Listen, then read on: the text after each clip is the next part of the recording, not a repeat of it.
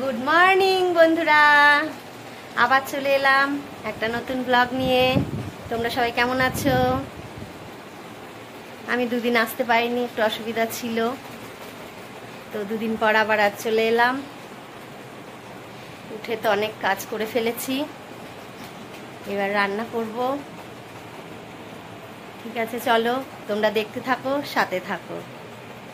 এই যে আমার রান্না শুরু হয়ে গেছে, দেখো রান্না বসিয়ে দিয়েছি, মাছ ভাজা বসিয়েছি, গাঠি আলুর তরকারি বসিয়ে দিয়েছি।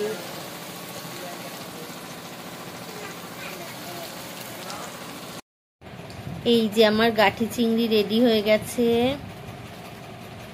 অনেক দিন ধরে ভাবছিলাম গাঠি চিংড়িটা একটু খাবো, এই চিংড়ি মাছটার জন্য অপেক্ষা করছিলাম, আর চিংড়ি মাছটা এসছে, তাই একটু গাঠি চিংড়ি রান্না করলাম।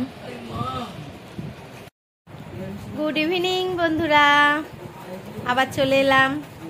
দুপুরে আর খাওয়ার সময় আসতে পারিনি, কারণ ছেলেকে নিয়ে পড়তে বসেছিলাম, পড়া পারছিল না, খুব মারধর করেছি, তাই অনেক খেতেও বেলা হয়ে গেছে, তাড়াতাড়ি খেয়ে শুয়ে পড়েছি। তো উঠে সন্ধ্যা পুজো দিলাম, দিয়ে একটুখানি মুখরোচক খাবার নিয়ে বসে পড়েছি। আজ আর চা খাবো না, আজ এই মুখরোচক খাবারটা খাবো। ছেলেও ঘরে নেই, ছেলে গেছে গণেশ পুজোর বিসর্জনে। তা এখন আমি এটা খেতে খেতে সময় কাটাবো। এরপর ভাবছি একটু চানাচুরা খাবো, অনেকটা টাইম আজকে বাবু একা একা কাটাবো। এরপর সে এসে গেলেই তো তার বদমাশি শুরু হয়ে যাবে।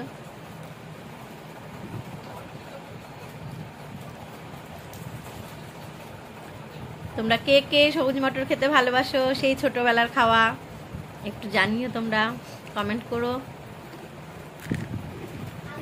যদি কেউ ভালোবেসে থাকো। আমি তো খুব ভালোবাসতাম, ছোটবেলায় স্কুলে গিয়ে খুব কিনে কিনে খেতাম।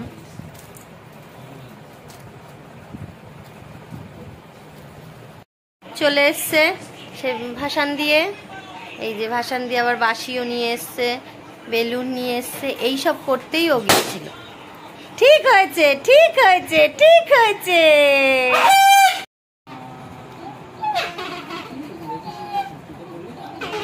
পড়াশোনা বাদ দিয়ে এগুলো কি হচ্ছে? আমি গণেশ পূজা বসানো গেছিলাম, ওইখান থেকে আমি এটা কিনেছি।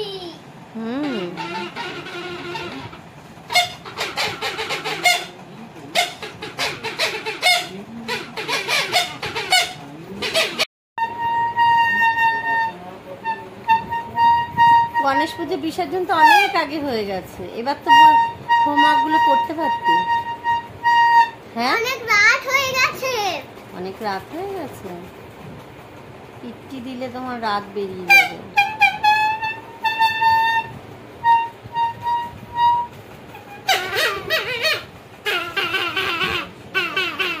সারাক্ষণ খালি পড়াশোনা বাদ দিয়ে কখন কোথায় যাবে, কি করবে, তার সেই চিন্তা। সে তো গণেশ পুজোর বিসর্জন দিয়ে এসে এখন বাঁশি নিয়ে খুব ব্যস্ত আছে, তার আর আজকে পড়াশোনা হবে না। দুপুরে একটু পড়াতে বসেছিলাম, এত মার খেয়েছে সে আর বলার মতো নয়। তো বন্ধুরা, আজকে আমার মিনি ভ্লগটা আমি এখানেই শেষ করছি।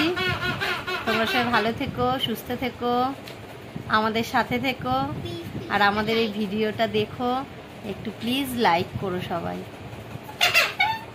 Good night.